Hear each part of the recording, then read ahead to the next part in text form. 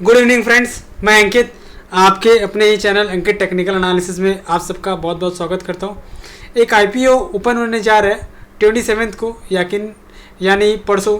सो आपके पास टाइम है वीडियो देख के डिसाइड करने का कि आपको अप्लाई करना है कि नहीं करना है। इस वीडियो में मैं कवर करूँगा, सारे पॉइंट्स कवर करूँगा कि आपको अप्लाई करना है तो उसका रीज़न क्या, नहीं करना है तो भी रीज़न क्या है, वैल्यूएशंस अपने देखेंगे, कंपैरिजन अपने करेंगे, कंपनी का क्या काम है, एक्सपोर्ट से कितना रेवेन्यू आता है, बाकी सारी डिटेल्स आपने डिस्कस करने वाले हैं। तो जो आईपीओ के बारे में डिस्कस करने वाले हैं उसका नाम है ग्लेनमार्क लाइफ साइंस। वैसे ग्लेनमार्क एक जाना माना नाम है फार्मास्यूटिकल में, क्योंकि इसकी जो पेरेंटेज है वो बहुत स्ट्रॉन्ग है। ग्लेनमार्क फार्मा आप सब जानते हो, ये उसी पेरेंटेज कंपनी से ग्लेनमार्क लाइफ साइंसेस। तो इसका काम क्या है, एपीआई का मतलब तो आप सबको पता ही होगा। एपीआई क्या होता है? एपीआई मतलब वो दवाई में जो एक चूर्ण होता है ना, दवाई में चूर्ण, उसको क्या बोलते हैं? एपीआई का मतलब होता है एक्टिव फार्मास्यूटिकल इंग्रेडिएंट्स।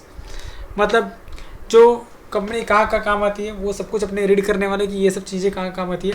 ये जो कंपनी है ग्लेनमार्क लाइफ साइंस, ये 2011 में इनकॉर्पोरेट हुई थी।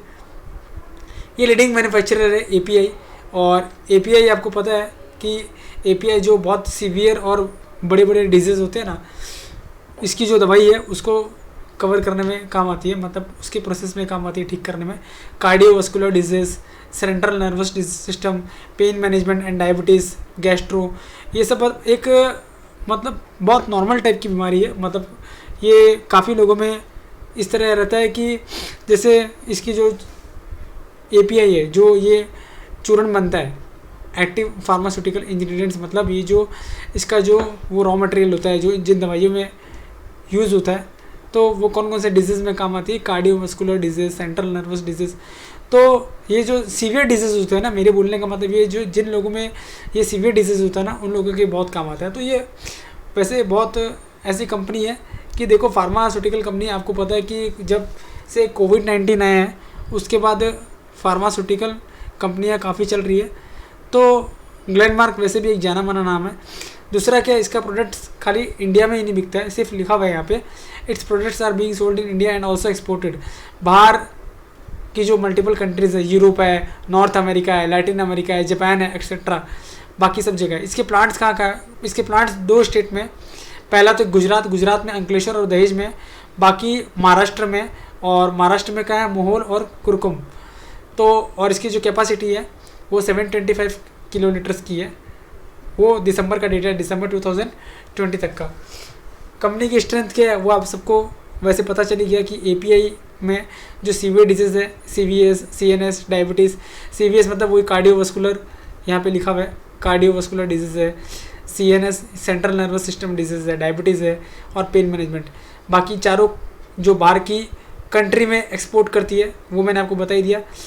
ग्लोबल जो कंपनीज है उनके साथ इनका स्ट्रॉन्ग रिलेशन है। फाइनेंशियल ट्रैक रिकॉर्ड अपने चेक करेंगे क्या है फाइनेंशियल ट्रैक रिकॉर्ड, और रिसर्च एंड डेवलपमेंट इंफ्रास्ट्रक्चर में हाई क्वालिटी है। ग्लेनमार्क फार्मा बहुत जाना माना नाम है फार्मास्यूटिकल में काफ़ी टाइम से। तो यही प्रमोटर है कंपनी के, ग्लेनमार्क फार्मा वाले।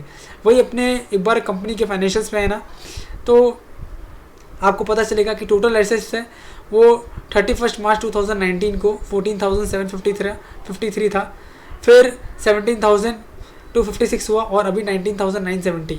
तो 14,700 से 19,900, मतलब ऑलमोस्ट 15,000 से 20,000, मतलब 30% का अप्रिशिएशन हुआ है। वही अगर आप रेवेन्यू में देखोगे 8,900, ऑलमोस्ट समझ लो 8868 है, तो 8,900 से 18,000। तो यहाँ आप देखो रेवेन्यू में अगर आप देखोगे तो ऑलमोस्ट ये डबल हो गया है, मतलब 9,000 का 18,000 हो गया है। रेवेन्यू ऑलमोस्ट डबल हो गया 2 साल में। तो ये बहुत अच्छी बात है कोई भी कंपनी के लिए।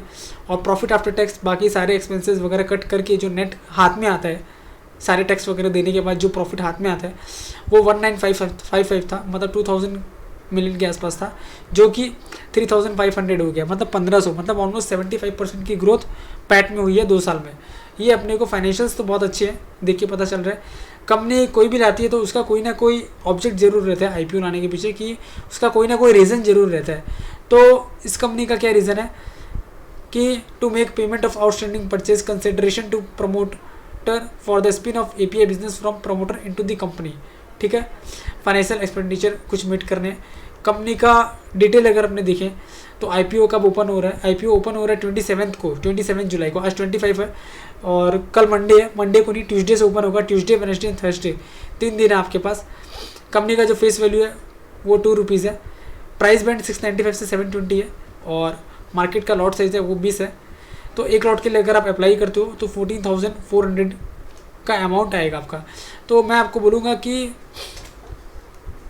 जो इशू साइज़ है वो 1500 करोड़ के आसपास का है। उसमें क्या फ्रेश इशू 1000 करोड़ का है, बाकी 450 करोड़ है ना, फ्रेश इशू 1060 करोड़ है, बाकी 450 करोड़ है ना, वो आपका जो OFS होता है ना वो OFS है।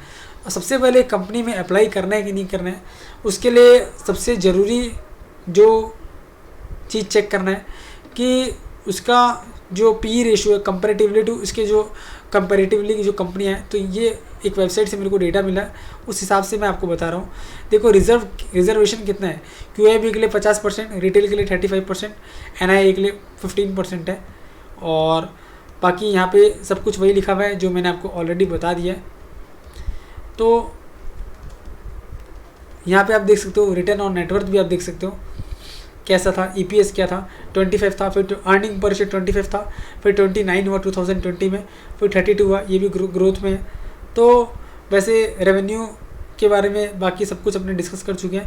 अब आ जाते हैं अपने मेन चीज़ पे, PE रेशियो, जो एक अपने को क्लियर पिक्चर ये चीज़ में देता है कि जो वैल्यूएशन है वो कितनी जस्टिफाइड है। तो इसके हिसाब से ग्लेनमार्क लाइफ साइंस का IPO जो आ रहा है उसका जो PE रेशियो है वो 25 है। अगर कंपैरिजन करेंगे अपने डिवीज़ लैब से 64 है। तो ये स्क्रीनर पे आ जाते हैं अपने, यहाँ पे अपने लिख देते हैं